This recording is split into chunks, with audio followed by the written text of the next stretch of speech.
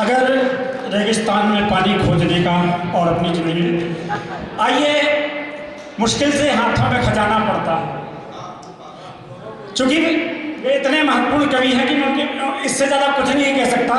गज़ल एक बड़ा नाजुक सिंफ है कविता की, बहुत बारीक बनावट, कितनी बारीक है, क्या नक्काशी होती है गज़ल की कि मुश्किल से हाथों में खजाना पड़ता है, पहले बरसों आना जाना पड़ता है, और अच्छी गज़लें कहना अंजुम खेल नहीं, किरणें बुनकर चांद बनाना पड़ता है।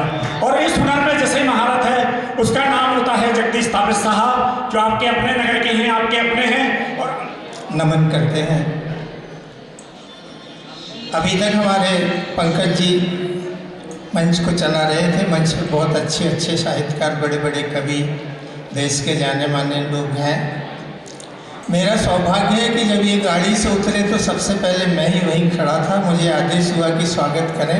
मैंने हृदय से इनका स्वागत किया और पुनः पुनः अपने हृदय में स्थान देते हुए अपनी बात आरंभ कर रहा हूँ। आज जिनकी स्मरण में ये कार्यक्रम रखा गया उन्हें सादर नमन करता हूँ और चार चार पंक्तियों से आप तक पहुँचने का प्रयास करूँगा। चूँकि समय बहुत हो चुका है, बहुत कम समय लूँगा और आप लोग तो मुझे सुनते ही रहते हैं। लगभग 20 साल से तो आप सब लोग यही मुझे सुन रहे हैं, तो अगर मैं थोड़ा सा कम भी पढ़ूँ या ना भी पढ़ूँ तो ज़्यादा अंतर नहीं आता है। मैं तो सिर्फ सुनने आया था, लेकिन ये मेरा अहोभाग्य है कि हमारे मेहमान मित्रों ने मुझे उठा के यहाँ तक ले आए। ईश्वर इनकी मनोकामना करे पूरी, इनको भी जल्दी उठाए।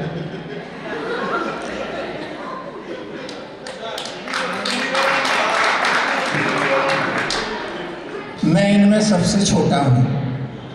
छोटा इसलिए कि मान लो मेरी उम्र 100 साल है, पंकज भाई की भी 100 साल है, मनमोहन जी की भी 100 साल है और ये 60 साल जी चुके, तो इनके पास अभी 40 साल बचे और मैं 75 साल जी चुका तो मेरे पास 25 साल बचे, तो मैं तो छोटा ही हुआ नहीं।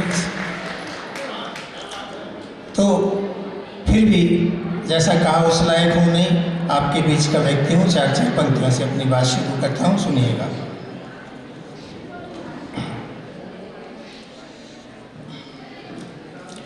कि आजकल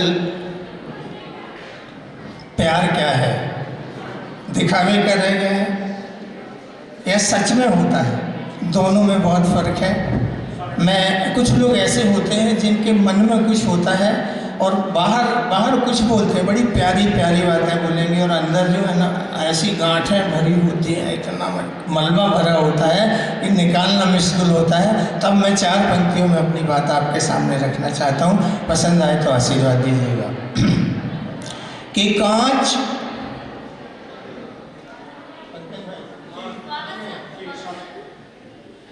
कांच और हीरे में फर्क सिर्फ जौहरी जानता है।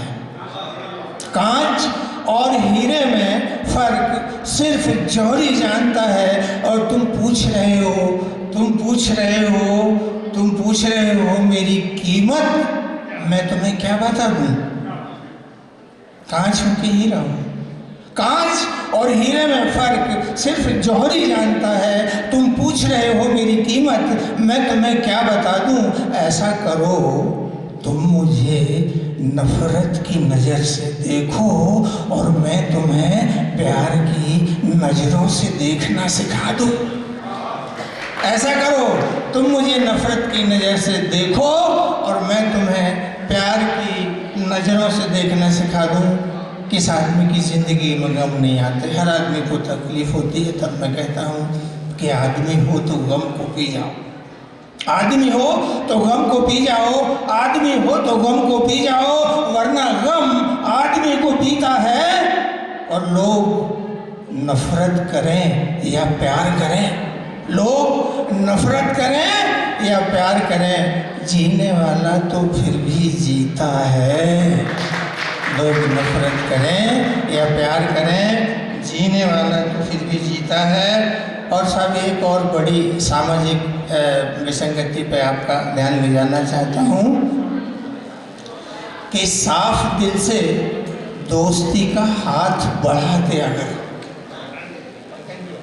साफ दिल से दोस्ती का हाथ बढ़ाते अगर, फिर आप देखते हम दोस्ती कैसे निभाते हैं। अरे उन्हें तो दोस्ती की कद्र करना ही नहीं आया। और एक हम हैं कि दुश्मन से भी इज्जत से पेश आते हैं। एक हम हैं कि दुश्मन से भी इज्जत से पेश आते हैं। और साहब, तसल्ली बड़ी चीज़ होती है। मैं मरीज हूँ, बीमार हूँ, मुझे तकलीफ़ है। आप डॉक्टर नहीं हैं, लेकिन आप सिर्फ इतना ही कह देंगे अरे चिंता मत करो, हम है ना, तो मेरा दर्द जो है वो 100% से कम 50% कम हो जाएगा। तब मैं 4 पंक्तियाँ लिख रहा हूँ और सुनिएगा कि सिर्फ इतना ही कह के देख तो लेते कि मैं हूँ ना, सिर्फ इतना ही कह के देख तो लेते कि मैं हूं ना। हम अपने ही नहीं दोस्त, जमाने के गम भुला देते और अपना कह के पराया कर दिया आपने हमें, वरना जख्म हमको नहीं रुलाते, हम जख्मों को रुला देते। हम जख्मों को रुला देते। और 4 पंक्तियों के बाद एक छोटी सी रचना आपके बताएं तो मैं पढ़ूंगा। तरन्नुम में तो मैंने एक ज़माने से पढ़ना छोड़ दिया है और बहुत कम कार्यक्रमों में जाता हूँ, जहाँ 10 कार्यक्रम होते हैं उसमें से 2 स्वीकार करता हूँ। तो कि दुनिया कितनी मतलबी है साहब, चतुर्वेदी साहब, दुनिया कितनी मतलबी है। 4 पंक्तियाँ देखिए कि कदम जब भी लड़खड़ाए, कदम जब भी लड़खड़ाए, गिरने नहीं दिया जिनने। कदम मैं लड़खड़ा रहा था, आपने मुझे संभाल लिया, तब मैं कह रहा हूँ कदम जब भी लड़खड़ाए, गिरने नहीं दिया जिनने, लोगों ने उन्हीं को गिरा दिया संभल जाने के बाद। कदम जब भी लड़खड़ाए, गिरने नहीं दिया जिनने, लोगों ने उन्हीं को गिरा दिया संभल जाने के बाद। और ये बात सिर्फ हम ही नहीं जानती है ये दुनिया, के एहसास बदल जाते हैं मतलब निकल जाने के बाद। ये बात सिर्फ हम ही नहीं जानती है दुनिया, एहसास बदल जाते हैं मतलब निकल जाने के बाद। और साहब, अंतिम 4 पंक्ति के बाद एक छोटी सी गजल और 2-4 मिनट आपको दूंगा। आदमी की जिंदगी क्या है? मेरा घर है भैया, इसलिए मैं ऐसी रचनाएं पढ़ने का हौसला कर रहा हूँ कि हादसे से कम नहीं है आदमी की जिंदगी, हादसे से कम नहीं है आदमी की जिंदगी। अरे कौन गिरा कौन उठा अब ये ना बताया जाए, हादसे से कम नहीं है आदमी की जिंदगी। कौन गिरा कौन उठा अब ये ना बताया जाए। और हंसी तो कोई किसी की भी उड़ा सकता है, बेहतर तो यही है कि रोते को हंसाया जाए। बेहतर तो यही है को हंसाया जाए, बेहतर तो यही है कि रोते को हंसाया जाए। और सब 2-4 शेर एक गज़ल के जिस तरह से मुझे इंट्रोड्यूस किया है आदरणीय हमारे भाई,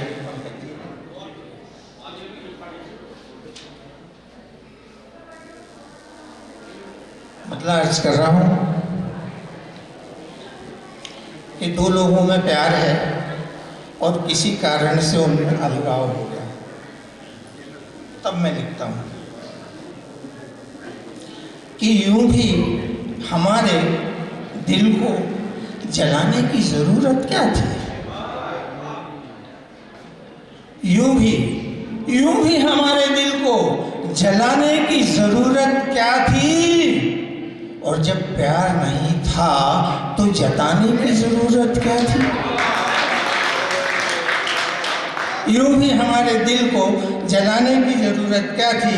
और जब प्यार नहीं था तो जताने की ज़रूरत क्या थी। और मिटाना चाहते ही थे अगर पत्थर पे लिख लेते, मिटाना चाहते ही थे अगर पत्थर पे लिख लेते, मिटाना चाहते ही थे अगर कागज़ पे लिख लेते, जहाँ आपकी मर्जी होती वहाँ लिख लेते। मिटाना चाहते ही थे अगर पत्थर पे लिख ले, कागज़ पे लिख लेते।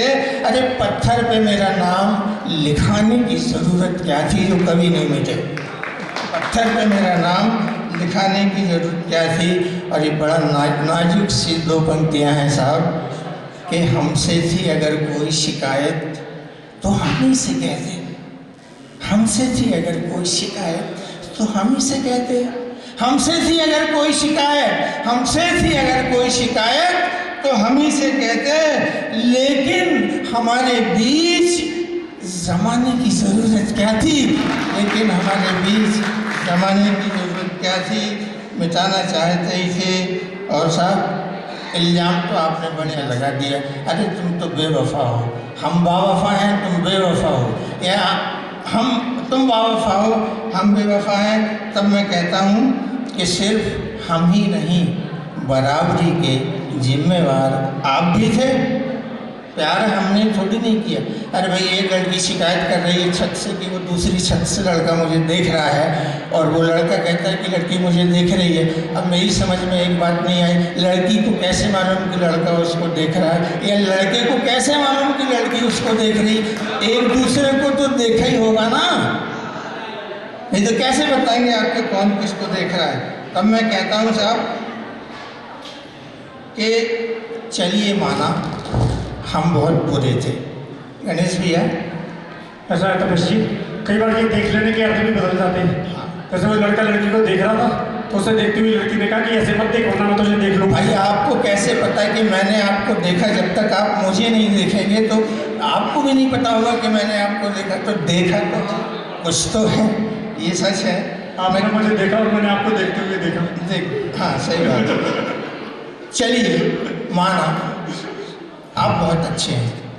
चलिए माना हम बहुत बुरे थे मगर आप तो नहीं। चलिए माना हमने आप बहुत, चलिए माना हमने हम बहुत बुरे थे पर आप तो नहीं। फिर बुरे लोगों से हाथ मिलाने की ज़रूरत क्या थी। फिर बुरे लोगों से हाथ मिलाने की ज़रूरत क्या थी। और अंतिम पंक्तियाँ कह के मैं अपना स्थान लूँगा कि आँख वालों को दिखाएं। यहाँ तक ठीक है, लेकिन आँख वालों को दिखाएं। आप इसको चाहे आप कहीं भी ले जाइए, चाहे पॉलिटिक्स में चले जाइए या समाज में ले जाइए, कहीं भी ले जाइए, कि आँख वालों को दिखाएं। यहाँ तक ठीक है, लेकिन आईना अंधों को दिखाने की ज़रूरत क्या थी। आईना अंधों को दिखाने की ज़रूरत क्या थी। और जब प्यार नहीं था तो जताने की ज़रूरत क्या थी। और यूँ भी हमारे दिल को दुखाने की ज़रूरत क्या थी। क्या थी। जय हिंद, जय भारत। कि ज़रूरत पड़ने पर सारे काम मतलब ही लोग किया करते हैं। कभी कभी ज़िंदगी में कुछ काम बगैर ज़रूरत के भी कर लेने चाहिए। इस कवि सम्मेलन की शुरुआत आपकी अपनी माटी के बेटे से हुई थी, समापन भी आपकी अपनी माटी के बेटे से हो रहा है जो आपके कॉलेज का विद्यार्थी है। आपके कॉलेज के 3 विद्यार्थी, शायद एकता, तृषा और गौरव, एकता ही नाम ना। किसी भी रास्ते पर पहला कदम रखना कठिन होता है।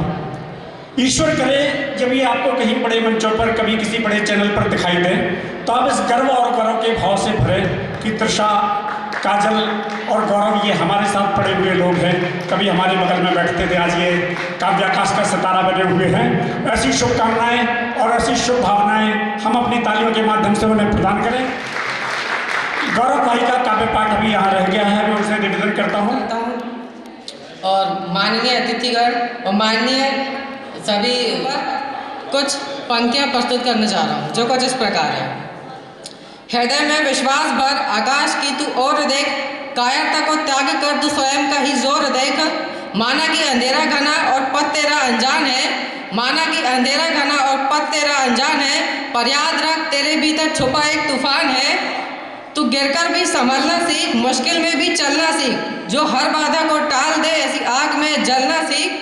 ये दुनिया तुझको टोकेगी, हर कदम पर रोकेगी, तेरे सपनों की उड़ान पर ये तंज कसकर थूकेगी, पर तू ना अपनी लौ बुझा, तू धड़कती एक मशाल है। तू हार कर भी जीत जाए तू वो बेमिसाल है। न डर तू इन लकीरों से, न डर तू इन जंजीरों से। तो अपनी किस्म स्वयं लिख, न पूछ अपनी तकदीरों से। खोल दे तू पंख अपने, आसमां भी झुक जाएगा। जब बढ़ेगा आत्मविश्वास तो काल भी रुक जाएगा। अभी सफर ये खत्म नहीं, अभी तो रण का आगाज है। तेरे पंखों की फड़फड़ाहट में छिपी एक जीत की आवाज है। जो भीड़ में ही खो गए वो नाम क्या कमाएंगे, जो खुद से ही डर गए वो मंजिल कहाँ पाएंगे। पसीने की हर बूंद से तू अपनी जीत सींच ले, सफलता की उस रेखा को तू जबरदस्ती खींच ले। थकान को तू भूल जा, विश्राम को तू त्याग दे। सत्य के इस मार्ग पर तू अपनी पूरी जान दे। न कोई तेरा साथ दे, न कोई हाथ थाम ले। अकेला तू ही काफी है, बस खुदा का तू नाम ले। तुझ में ही सागर भरा, तुझ में ही ब्रह्मांड है। तेरा आत्मविश्वास ही जीत का वरदान है, जीत का वरदान है। जय हिंद, जय भारत।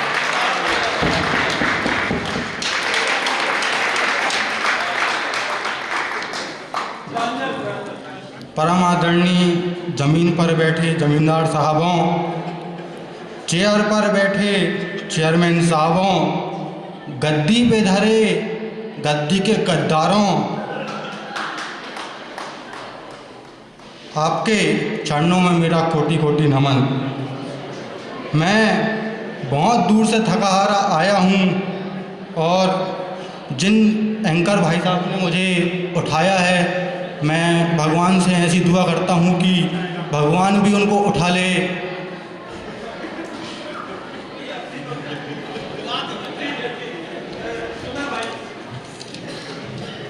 ये थोड़ा सा कानपुरिया भाषा में है कि कलयुग भी तो उल्टी गंगा बहा रहो और कुत्ता बिस्कुट चबा रहो। कि कलयुग भी तो उल्टी गंगा बहा रहो और कुत्ता बिस्कुट चबा रहो। 50-50 हज़ार के को कुत्ता बिक रहा है, 50-50 हज़ार के कुत्ता बिक रहा है और सब साथ में भी घुमा रहा है। कलयुग भी तो उल्टी गंगा बहा रहो, कलयुग भी तो उल्टी गंगा बहा रहो और माता पिता के बेटा ठोकर लगा रहो। माताएं बहनें सावधान रहने, कैसे कि पापी भी राखी बंधवा रहे। राम राज में दूध मिलो है, कृष्ण राज में घी। राम राज में दूध मिलो है, कृष्ण राज में घी। और कलयुग में भी तो चाय मिली है, तो फूक फूक के पी।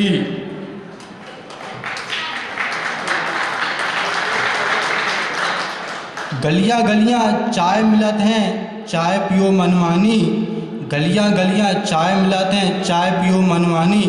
आधो दूरो आधो पानी।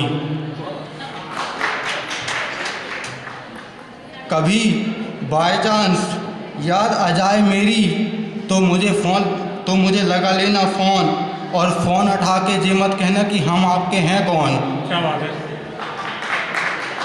मेरा मोबाइल नंबर है 780-607 और फ़ोन उठाकर ये मत कहियो।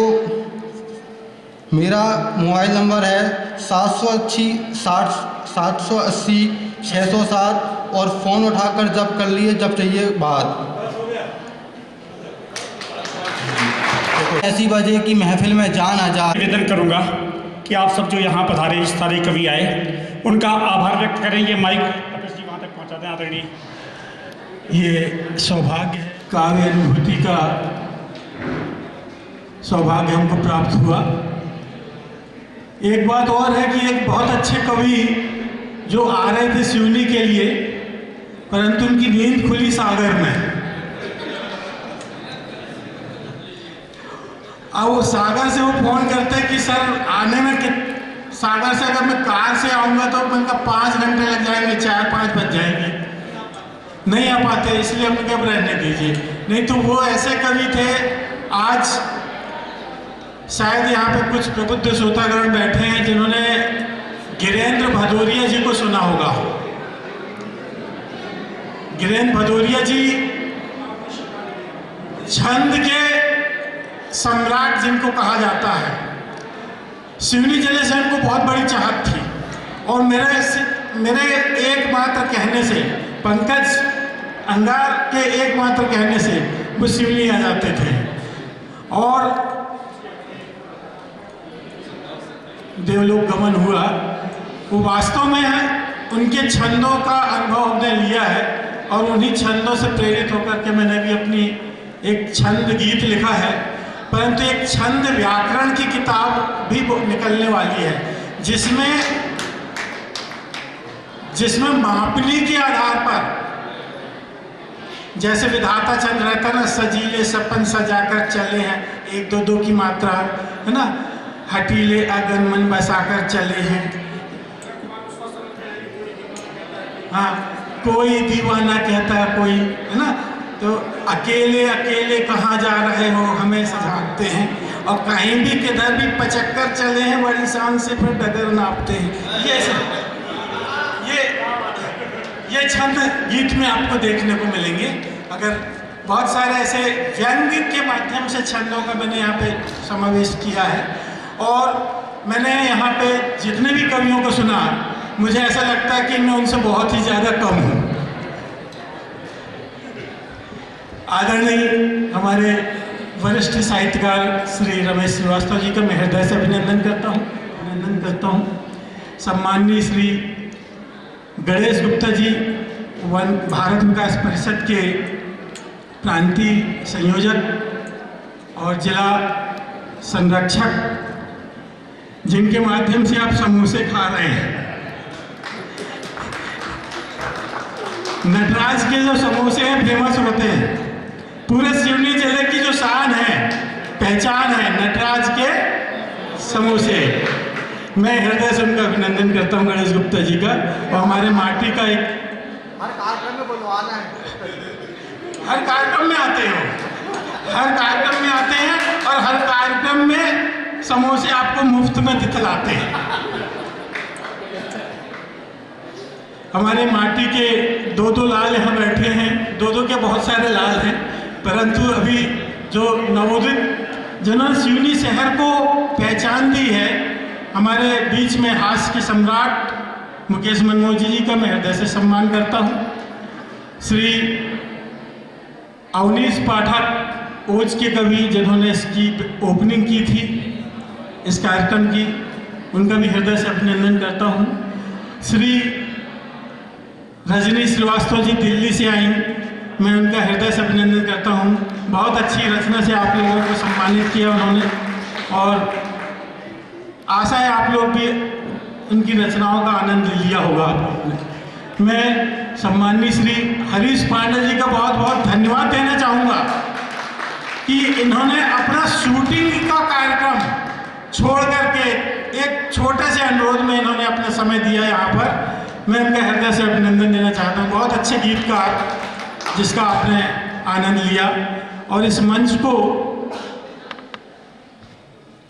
इन ऊंचाइयों पर लाने का श्रेय पंकज अंगार जी ने दिया है। बहुत अच्छा मंच संचालन। बहुत छोटे थे ये, तब मेरे को मिले थे छत्तीसगढ़ के एक कार्यक्रम में, तब मैंने इनकी प्रतिभा को देखा था और मैंने इन्हें सिवनी में आमंत्रित किया था, और तब से मैं इनके साथ में हूँ, ये मेरे साथ में है। बहुत अच्छा मंच संचालन, हृदय से अभिनंदन करता हूँ। हमारे बीच में प्रबुद्ध राजेंद्र तिवारी जी हैं, जो का कर लो के बहुत अच्छे गीतकार, बहुत अच्छे हास्य कवि, वनवासी विकास परिषद के नगर अध्यक्ष, जिला अध्यक्ष आदरणीय धुर्वे साहब, पांडे जी, नरेंद्र नाथ चट्टान जी, राजेंद्र गुप्ता जी, सुबोध बादल जी, आदरणीय मिनहाज कुरैशी जी, राष्ट्रीय मंचों पे बहुत बड़े गजलकार यहाँ बैठे हैं, और बहुत बड़े मंच संचालक कार्यक्रमों के गीत, गजल, भजन, कविता पाठ के आदरणीय पांडे साहब, और राष्ट्रीय मंचों को सुशोभित करने वाली श्रीमती अंबिका शर्मा जी, मेरे प्रिय विद्यार्थीगण, मेरे प्राध्यापकगण, जिन्होंने इस कार्यक्रम में भाग लिया, जिन्होंने प्रत्यक्ष अप्रत्यक्ष रूप से मुझे सहयोग दिया, मेरे आत्मविश्वास को बढ़ाने का प्रयास किया, मैं उन सभी का हृदय से अभिनंदन करता हूँ। इस कार्यक्रम को सुव्यवस्थित करने के लिए लाभ के श्रीमती अन्नपूर्णा मिश्रा, हमारे विभागाध्यक्ष लाके श्री अखिलेश यादव जी, हमारे एसएससी महाविद्यालय के प्राध्यापक, सभी प्राध्यापकगण, सिसोदिया साहब जो दिख रहा है मुझे, और बाकी के जो नहीं दिख रहे पीछे खड़े हैं शायद के क्या, वो आप सभी का मैं हृदय से अभिनंदन करता हूँ। और जो इस कार्यक्रम की तस्वीर को अपने कंधों में लिए हैं, फोटो लियो मेरी है?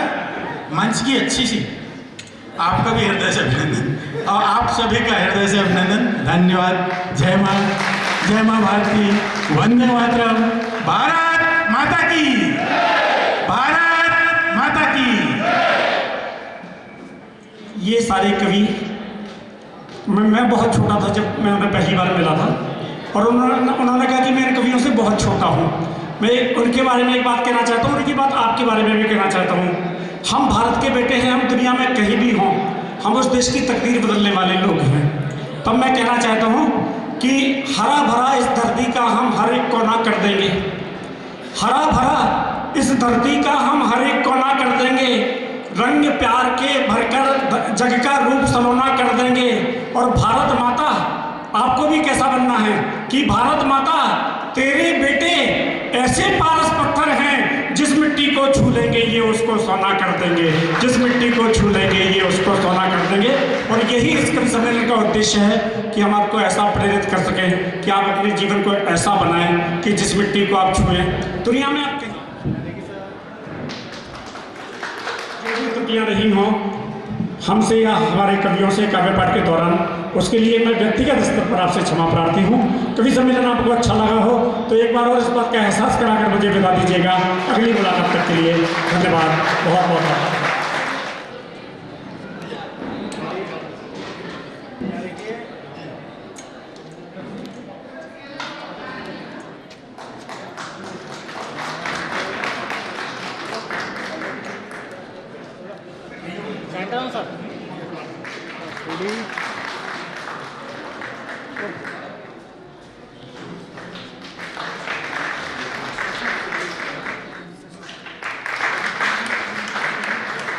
श्री अवनीश पाठक जी।